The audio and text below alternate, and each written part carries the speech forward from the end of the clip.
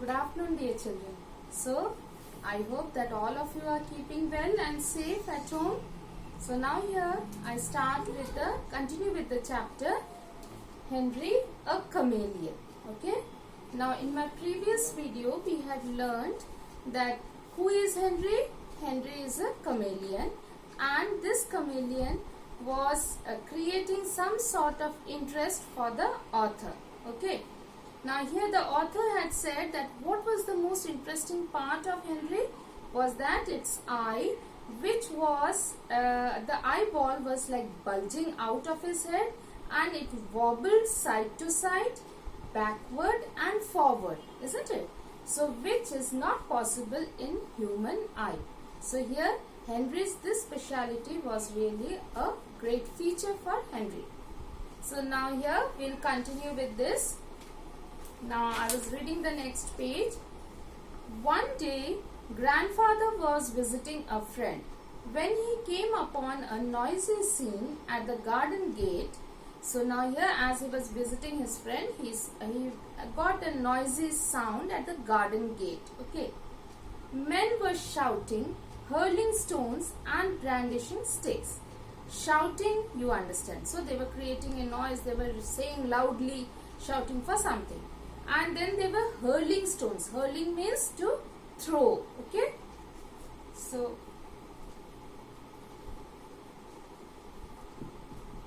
hurling means to throw.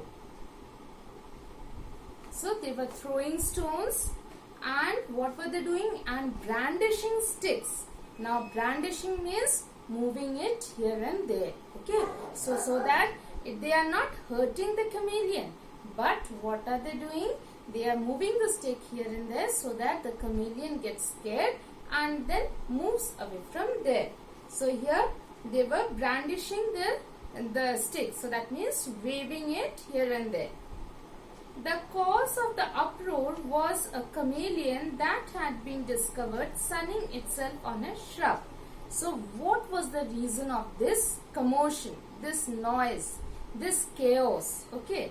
So the uproar means the chaos, the commotion, the noise that had been created there. Was a chameleon that had been discovered sunning itself on a shrub. So this chameleon was sitting on the shrub and taking the sun bath, like how human beings take the sun bath on a beach. So and during winter also we all go in the sunny area of our garden, and then we sit there to take the warmth of the sun. Same way here the chameleon was also taking the warmth of the sun. Someone claimed that the chameleon could poison people 20 feet away simply by spitting at them. So among those people who had gathered over there, someone claimed, means said, okay, that a chameleon could poison people 20 feet away. So the opinion was that a chameleon could poison anybody who is within 20 feet range of the chameleon. Now you just imagine you in our school, in our classroom. Now suppose where the teacher's table is there in your classroom. Okay, there the chameleon is there, and maybe you are in the corridor. Okay, around that much may be 20 feet. Okay. Now, is it possible for such a small one chameleon, not even half your size, not even 9/10 of your size, that small one is spitting and the spit reaches till the corridor? Is it possible? Now here, but these people are claiming, they are saying that a chameleon spit can reach 20 feet distance. So these people started moving away, and then they wanted to kill the chameleon because it could spit on anyone and that could kill the human being also. That was their opinion. So someone claimed that the chameleon could poison people 20 feet away simply by spitting at them. Spitting means thukna. Okay. So when you are, sometimes the saliva gets collected in your mouth, and then you want to throw it out, so that is called spitting. The residents of the area had risen up in arms. So now residents means those inhabitants of that particular area. Okay, residents means the inhabitants of that particular area. Now when I say inhabitants, that means the people who are residing over there. Residing means living over there. Okay, staying over there. So here the residents of the area had risen up in arms. So now what do you mean by risen up in arms? Protested. Okay, so they were protesting that this chameleon should not be in our area. So the chameleon should be killed. Okay, that was their opinion. Grandfather was just in time to save the chameleon from certain death. He brought the little reptile home. So this is how the reptile reached the author's house. Okay. So now here grandfather, he saw the situation of the chameleon and he felt pity. That poor little creature, harmless one, doing nothing, only sunning on that bush, and here people are gathered around him and then want to kill that chameleon, that little creature. So grandfather felt pity and he brought the chameleon to the author's house. So now the chameleon reached the author's house, and so now it's going to live there and be their pet. So that means the chameleon was brought and kept in the garden. That chameleon was Henry. So they had named the chameleon Henry. Now we all name our pets. We don't keep our pets like that and say, hey dog come here, hey cat come here. Do we do like that? So we don't do. Out of love, we give them a name.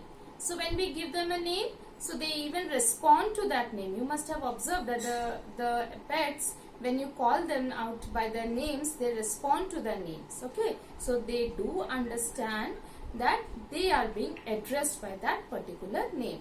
So they become like our family members and we too enjoy with them. So now here that chameleon was Henry, and that was how he came to live with us. When I first visited Henry, he would treat me with great caution. So now here, when the author went to the garden to see Henry, that yes, he is very excited, the author is very excited, yes, we have got a pet. So all children, like you children also must be excited when a pet comes to your house. So here the author is also very excited that a pet has come to my house. And so he ran out in the garden to see the chameleon. So now how did the chameleon behave?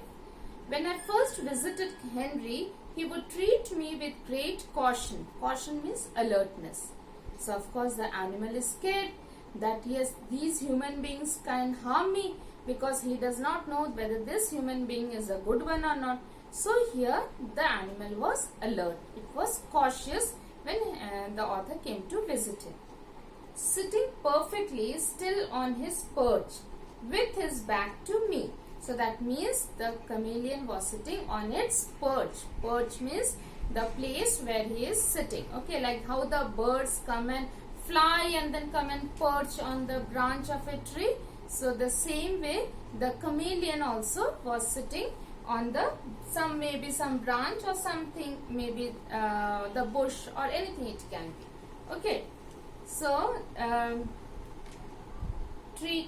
sitting perfectly still on his perch with his back to me. So that means he was showing the back.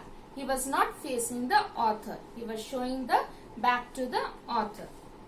The eye nearer to me would move around like the beam of a searchlight until it had me well in focus.